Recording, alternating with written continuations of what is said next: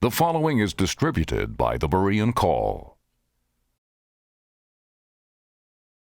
Varones israelitas, oíd estas palabras. Jesús Nazareno, a este, entregado por el determinado consejo y anticipado conocimiento de Dios, prendisteis y matasteis por manos de inicuos, crucificándole. Del primer sermón de Pedro, Hechos 2, del 22 al 23.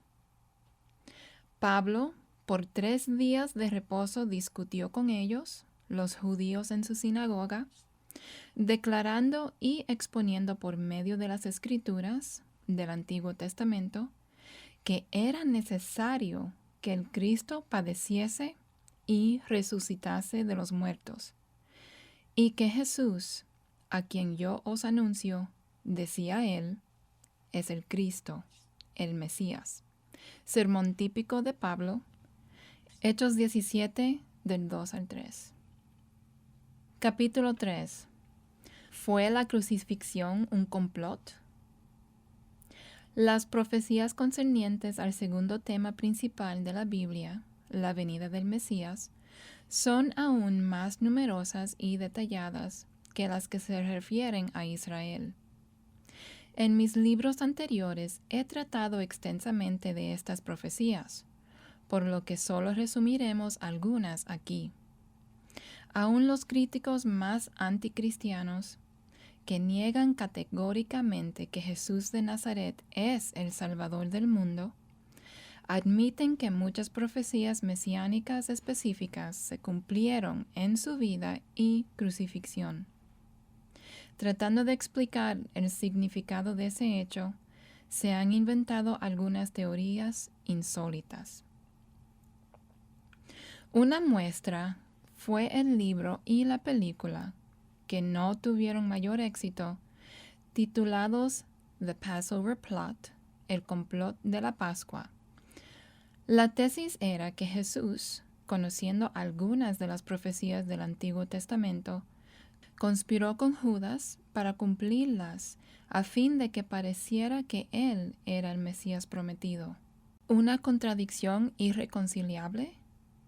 Obviamente habría sido absurdo que Jesús se hiciera crucificar para convencer a un pequeño grupo de seguidores, incompetentes y de escasa educación, de que Él era el Cristo. En realidad, aunque las profecías eran claras, como Cristo las explicó a menudo, ni los discípulos ni ningún otro judío, incluyendo a Juan el Bautista, podía creer que el Mesías debía ser crucificado. Su muerte más bien pareció probar que no era el Mesías. Así que, cumplir al pie de la letra las profecías sobre su crucifixión, como lo hizo él, no habría sido una buena forma de reunir adeptos. En realidad, la muerte de Cristo, cumpliendo la Escritura, tuvo como propósito pagar el castigo por nuestros pecados. Los judíos evitaban hablar de las profecías sobre la muerte de Cristo. Salmos 22, 16, Isaías 53, 5, 8 al 10 y 12, Zacarías 12 y 10 y otros, considerándolas como misterios impenetrables, porque parecían contradecir otras profecías que decían claramente que el Mesías ascendería al trono de David y gobernaría sobre un magnífico reino. ¿Cómo podría el Mesías establecer un imperio y una paz que nunca terminarían? Isaías 9 y 7.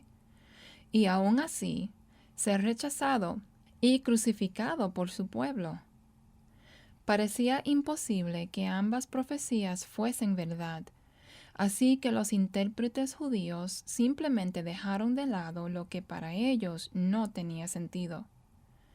La prueba triunfante y final para los rabinos fue que los judíos pudieron crucificar a Jesús, y esto sirvió como evidencia decepcionante e innegable para las masas de judíos y para los discípulos más devotos de Jesús de Nazaret, que él no podía haber sido el Mesías. El reino mesiánico profetizado no se había establecido, y Jesús no había traído paz a Israel, librándola de sus enemigos. Por tanto, en el mejor de los casos, Jesús solo podía haber sido un impostor bien intencionado y, en el peor de los casos, un fraude deliberado. Este es aún el argumento de la mayoría de los judíos en la actualidad.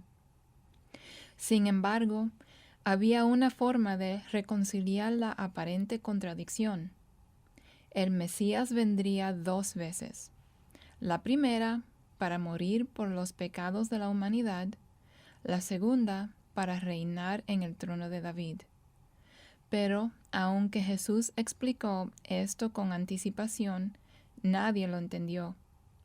Se necesitaría la resurrección para quitar la ceguera de sus ojos. Más que un simple hombre. Es cierto que Jesús de Nazaret podría haber conspirado con Judas y otros para hacer que se cumplieran algunas profecías. Sin embargo, la mayoría de las profecías estaban fuera del control de un simple hombre. Por ejemplo, eran requisitos primordiales que el Mesías naciera en Belén y del linaje de David.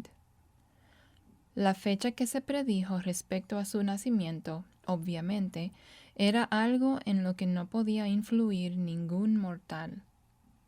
Debía nacer antes que fuera quitado el cetro de Judá, Génesis 49, 10, mientras el templo estuviera en pie, Malaquías 3, 1, mientras las crónicas genealógicas estuvieran disponibles para probar su linaje, 2 Samuel 7, 12, Salmos 89 y otros, y poco antes que el templo y Jerusalén fuesen destruidos, Daniel 9, 26. Había un período limitado durante el cual tenía que venir el Mesías, y lo hizo.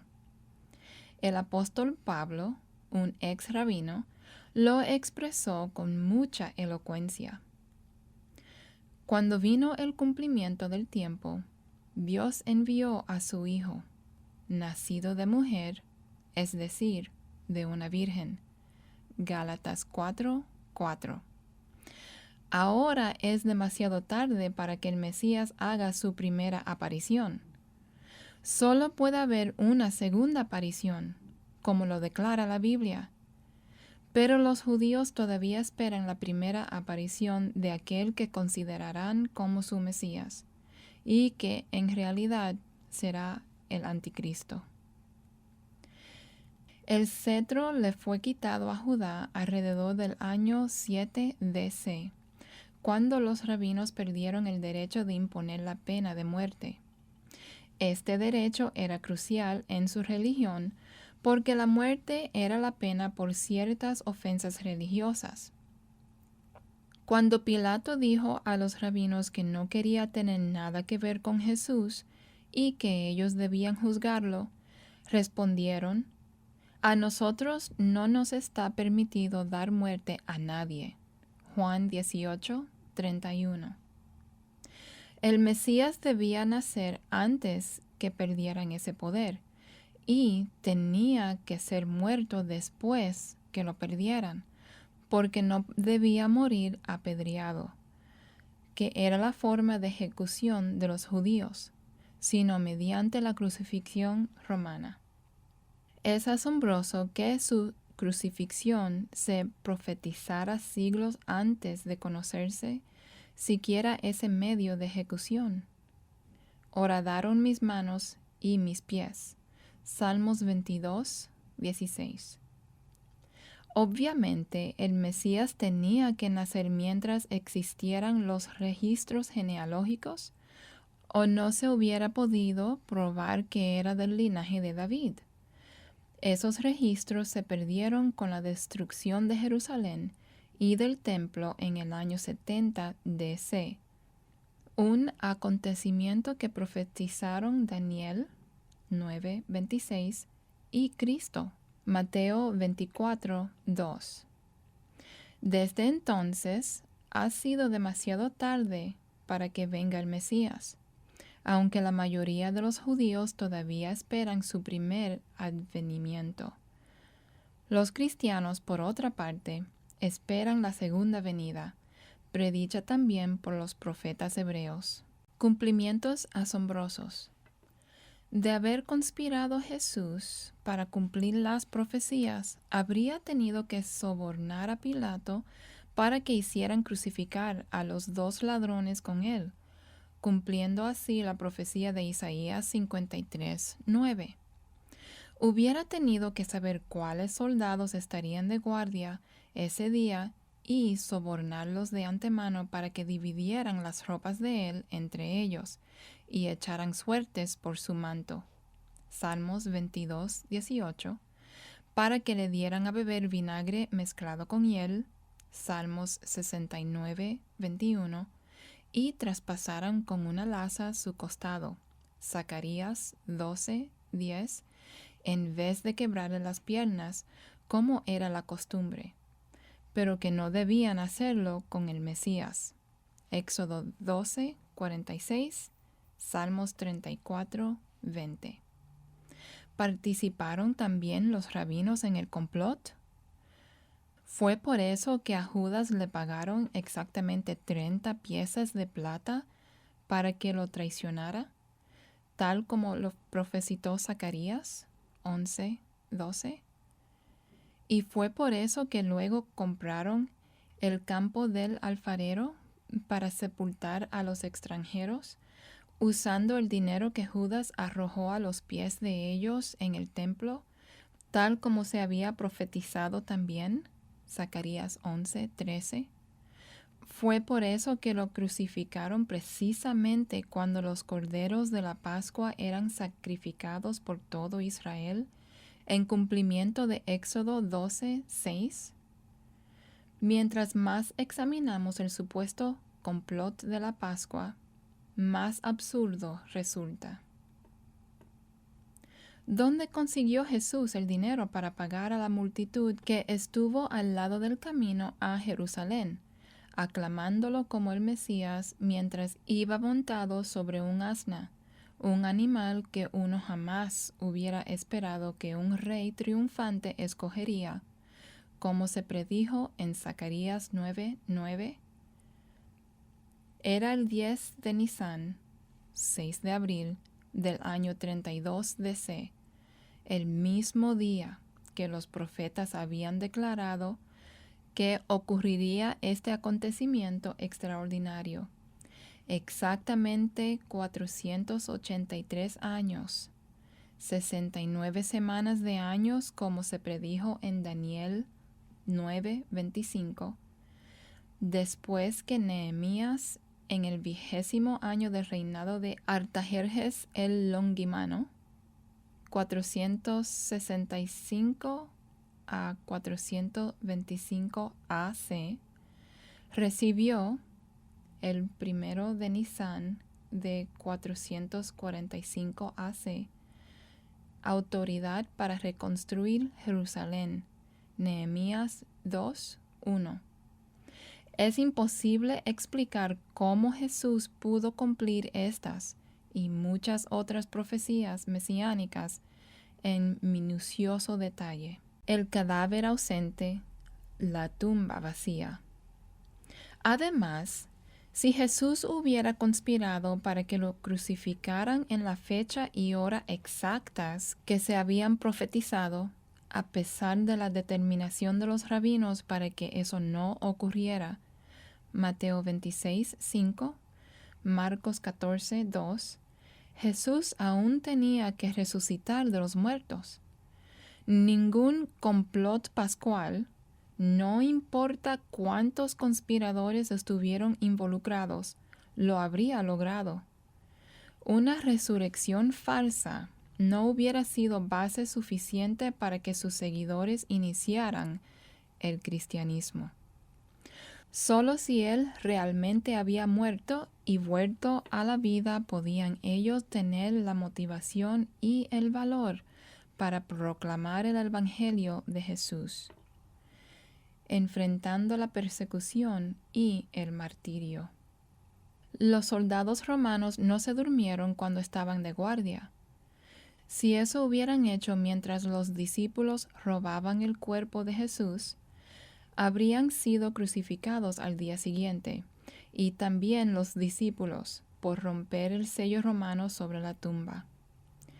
Y si estos hubieran robado el cadáver y guardado el secreto, ¿por qué habrían muerto para defender una mentira?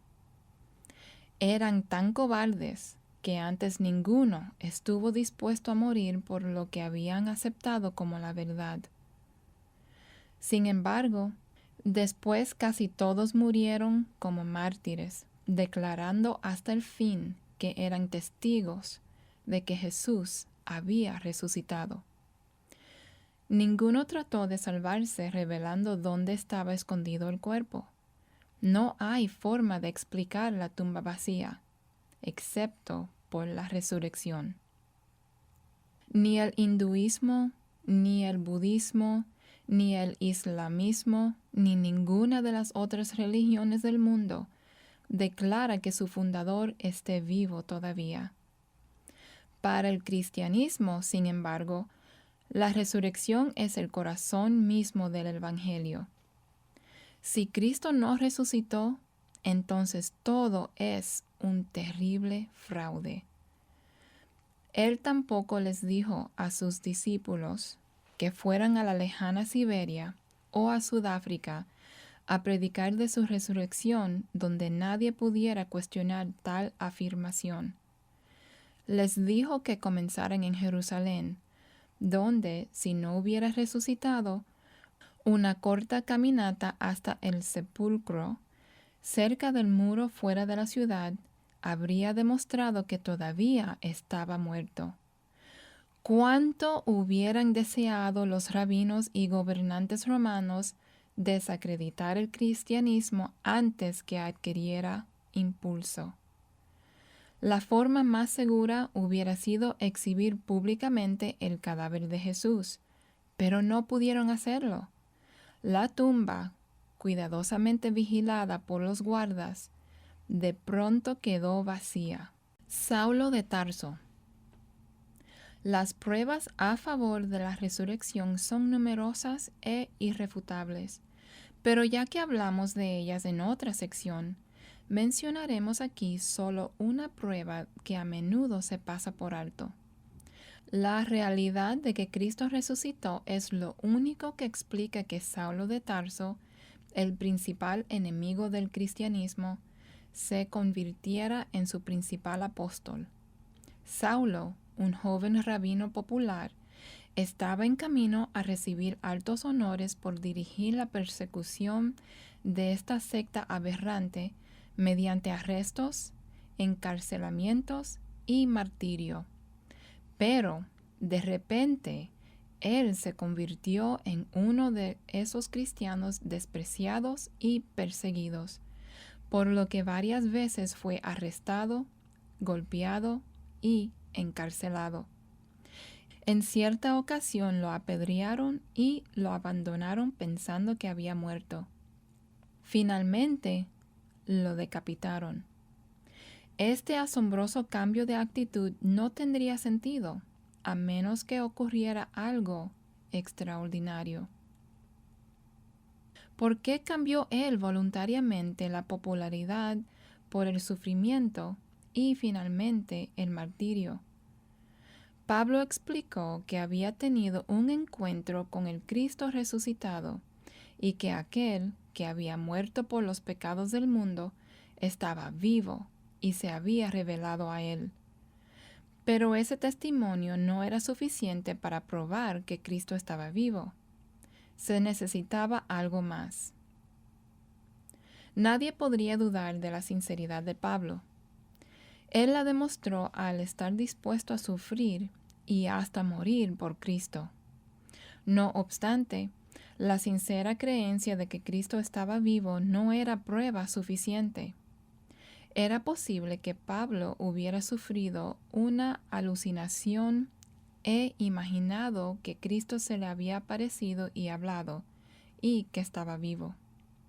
Los gobernantes romanos Félix y Festo, así como el rey Agripa, escucharon el relato de Pablo acerca de ese encuentro sobrenatural y se convencieron de que era sincero, pero que estaba engañado. Hechos 24 al 26. Sin embargo, esa explicación no concordaba con los hechos. La repentina familiaridad de Pablo con las enseñanzas de Cristo proporcionó una prueba en favor de la resurrección que no podía justificarse de ninguna otra manera. Evidencia concluyente. Pablo, quien no había conocido a Cristo antes que él fuera crucificado, de repente era la principal autoridad en cuanto a lo que Cristo había enseñado en privado a su círculo de discípulos. Tenía que haberse encontrado con él.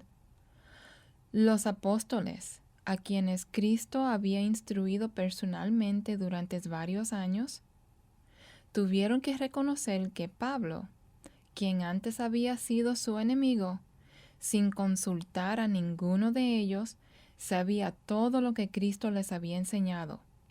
Por cierto, tenía conocimiento de verdades aún más profundas que ellos.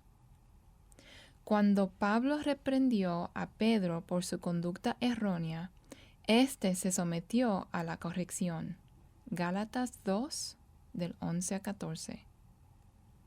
Yo recibí del Señor lo que también os he enseñado. 1 Corintios 11, 23. Así principió Pablo su explicación a la iglesia de Corinto de lo que había sucedido en la última cena y lo que Cristo había enseñado a sus discípulos en esa ocasión. Pero Pablo no había estado presente, ni había consultado con ninguno de los que habían estado allí. Su testimonio bajo juramento fue: no consulté enseguida con carne y sangre, ni subí a Jerusalén a los que eran apóstoles antes que yo, sino que fui a Arabia. Gálatas 1, 16 a 17. El hecho de que él repentinamente fuera el principal apóstol y autoridad sobre lo que Cristo había enseñado no podía explicarse de ninguna otra manera, excepto que realmente había sido instruido por el Cristo resucitado, tal como declaró. Una razón para confiar. El cumplimiento de las profecías antes mencionadas y de muchas otras en la vida, muerte y resurrección de Cristo prueban sin duda alguna que Él es el Mesías de Israel, el Salvador del mundo. Ninguno puede examinar los hechos y seguir siendo un incrédulo honesto. Los que rehúsan creer ante una evidencia tan abrumadora no tienen excusa. Al dedicar estas páginas para establecer la validez de la profecía bíblica, lo hemos hecho con un propósito. Después de ver que lo que la Biblia profetizó respecto a sucesos pasados se cumplió con un 100% de exactitud, tenemos razones válidas para creer que lo que nos dice respecto al futuro se cumplirá igualmente. Por tanto, ahora podemos considerar con confianza la revelación respecto al futuro que encontramos en Apocalipsis 17 y 18 y tratar de la importante pregunta acerca de la identidad de la mujer que cabalga la bestia. Pero, primeramente, debemos dirigir nuestra atención a la bestia misma. For more information about the Berean Call and a free subscription to our monthly newsletter, Contact us at P.O. Box 7019, Bend, Oregon 97708. Call us at 800-937-6638 or visit our website at www.thebereancall.org.